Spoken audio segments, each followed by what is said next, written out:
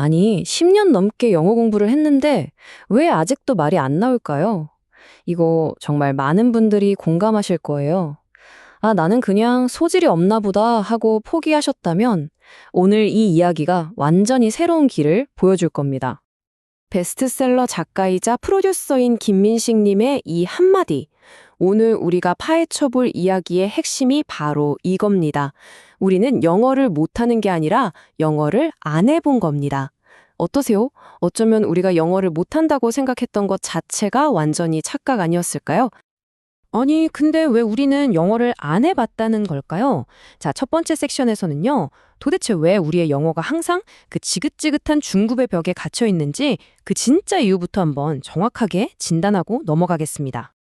가장 큰 문제가 뭐냐면요. 우리가 배운 영어가 소통을 위한 영어가 아니라 철저하게 시험을 위한 영어였다는 점이에요. 시험 영어의 목표가 뭐죠? 맞습니다. 바로 틀린 것 찾아내기죠.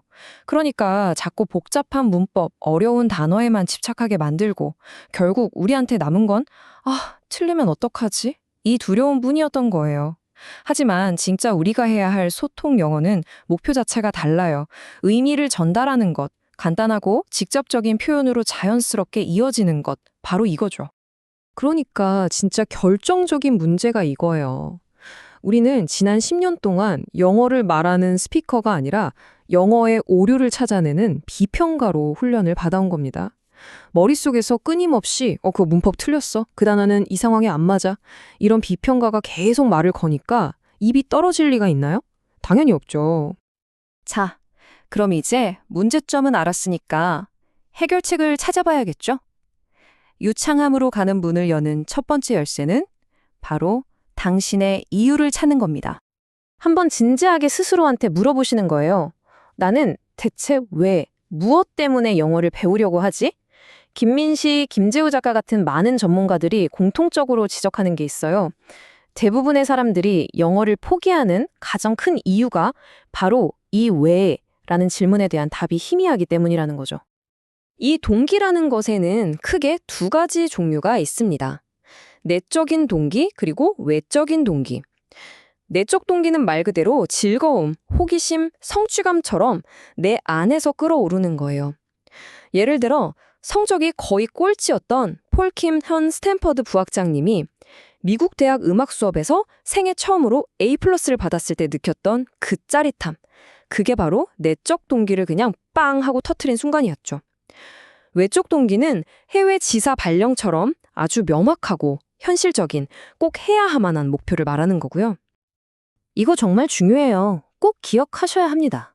이 강력한 이유, 즉 동기는요, 있으면 좋은 옵션이 아니라 필수 장착 아이템이에요. 바로 이 엔진이 있어야만 영어라는 그 길고 힘든 여정에서 가장 어려운 고비를 넘어갈 수 있는 거거든요. 자, 엔진을 달았으면 이제 운전하는 방법을 바꿔야겠죠? 두 번째 열쇠는 바로 낡고 비효율적인 공부 습관을 과감하게 버리고 새로운 방법으로 갈아타는 겁니다. 김재우 작가가 정말 강조하는 핵심 개념이 바로 구어체 영어입니다. 이게 뭐냐면요. 원어민들이 일상생활에서 쓰는 쉽고 직접적인 언어를 말하는 건데요. 근데 진짜 놀라운 건 뭔지 아세요? 이 구어체라는 게 대부분 우리가 이미 다 아는 정말 쉬운 기본 단어들로 이루어져 있다는 거예요. 예를 한번 들어볼까요? 술을 좀 줄여야겠어 라고 할 때 우리는 막 컷다운온 같은 어려운 수거를 떠올리잖아요. 근데 원어민들은 그냥 I need to drink less 라고 합니다. 훨씬 간단하죠? 기술이 아직 발전하지 못했다도 마찬가지예요. Technology isn't advanced 대신에 We are not there yet 이라고 표현하죠. 어떠세요? 훨씬 쉽고 훨씬 자연스럽지 않나요? 이게 바로 구어체의 힘입니다. 그래서 여러 전문가들의 조언을 싹 모아서 정리해보면 새로운 공부법은 딱 이 네 가지 원칙으로 요약할 수 있습니다. 첫째, 분석은 그만하고 처리 속도를 높여라. 둘째, 단어 말고 문장 통째로 외워라. 셋째, 듣고 읽는 인풋만큼 말하는 아웃풋을 매일 해라. 그리고 넷째, 작더라도 꾸준한 습관을 만들어라. 이겁니다. 첫 번째 원칙을 조금만 더 들여다볼게요. 런던쌤의 조언처럼 우리의 뇌는요, 분석가가 아니에요. 프로세서, 그러니까 처리 장치에 가깝습니다. 문장을 딱 보고, 이건 주어고, 이건 동사고, 이렇게 쪼개서 분석하는 습관을 버려야 해요. 지금 여러분이 이 글을 읽는 것처럼 그냥 앞에서부터 뒤로 쭉 자연스럽게 이해하며 처리하는 훈련을 해야 한다는 거죠. 아, 그럼 당장 뭘 시작해야 되냐고요? 바로 이겁니다. 김민식 작가가 제안하는 하루 10분 습관인데요. 매일 아침에 아주 기본적인 문장 10개를 소리내서 읽고 그걸 휴대폰으로 녹음하는 거예요. 그리고 출퇴근길이나 점심시간에 틈틈이 들으면서 중얼중얼 따라해보는 거죠. 다음 날엔 새로운 10개를 추가하고요. 어때요? 아주 구체적이고 당장 오늘부터 시작할 수 있겠죠? 자, 이제 마지막 열쇠만 남았습니다. 새로운 공부법을 꾸준하게, 아니, 그냥 저절로 되게 만드는 방법, 바로 환경 설계입니다. 방송인 타일러 라시의 이 말, 와, 이건 정말 생각의 틀을 완전히 바꿔놓습니다. 영어를 쫓아다니지 마세요. 영어가 당신을 찾아오게 하는 시스템을 만드세요. 내 의지력에만 기대는 그런 힘든 노력 말고요. 그냥 그 환경 안에 있으면 저절로 영어를 쓸 수밖에 없는 시스템을 만들라는 거죠. 어떻게 영어가 나를 찾아오게 만드냐고요? 방법은 생각보다 진짜 간단해요. 휴대폰이랑 컴퓨터 언어 설정 당장 영어로 바꾸고요. 외국인들이 같이 있는 달리기나 등산 같은 동호회에 가입하는 거예요. 아니면 영어를 쓰는 카페에 가보는 거죠. 한마디로 내 취미 생활을 영어 교실로 만들어 버리는 겁니다.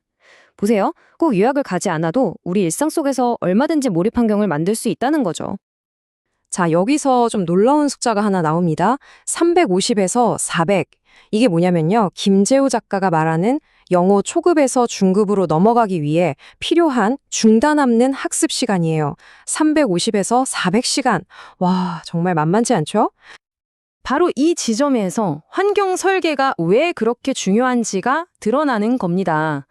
이 어마어마한 시간을 꾸준히 채울 수 있는 거의 유일한 방법이거든요. 뭐가요? 바로 몰입 환경을 만드는 거예요. 이 환경이야말로 불가능해 보이는 시간 투자를 가능하게 만드는 가장 강력한 도구인 셈이죠. 자, 이제 슬슬 마무리를 해볼까 합니다. 마지막으로 우리가 꼭 한 가지 아주 현실적인 이야기를 해야 합니다. 영어 공부에 지름길이란 건 없습니다. 언어학자 로버트 파워저 교수가 이런 말을 했어요. 영어 원어민이 한국어를 배우려면 최소 10년은 계획해야 한다고요. 이게 무슨 뜻이겠어요? 3대월이면 영어가 터진다. 이런 말에 더 이상 속지 말라는 거죠. 언어 습득은 단거리 달리기가 아니라 정말 긴 마라톤이라는 걸 우리가 먼저 인정해야 한다는 겁니다. 결국 유창함이라는 건요, 무슨 대단한 비법이나 요령이 아니에요. 그저 올바른 동기, 올바른 방법, 그리고 이걸 지속하게 만드는 환경.